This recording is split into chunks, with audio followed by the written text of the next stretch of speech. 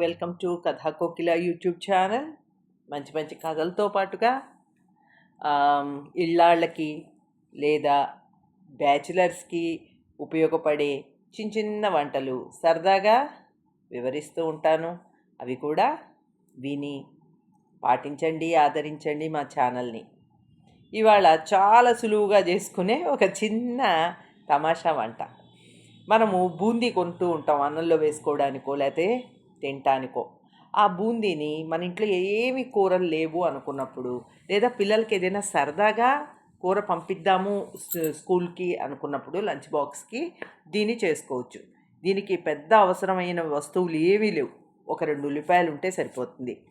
2 ఉల్లిపాయలని శుభ్రంగా తరిగేసుకొని పోపులో వేసేసి కొద్దిగా ఉప్పు, పసుపు వేసేసి మగ్గనిచ్చి అందులో మన పొడి బూందీని దాంట్లో కలిపేసుకొని దాని మీద రెండిటికి సరిపడా కొద్దిగా కారం జల్లేసి ఒక్క నిమిషం మూత పెట్టాము అంటే కూర రెడీ అయిపోయినట్టే. దీన్ని మనం ముద్దుగా ఏ పేరైనా పెట్టుకోవచ్చు. ఇది అన్నంలో తినడానికి చాలా బాగుంటుంది, సాంబార్లో నంచుకోవటానికి బాగుంటుంది. దీన్ని చక్కగా చేసుకొని ఎంజాయ్ చేయొచ్చు.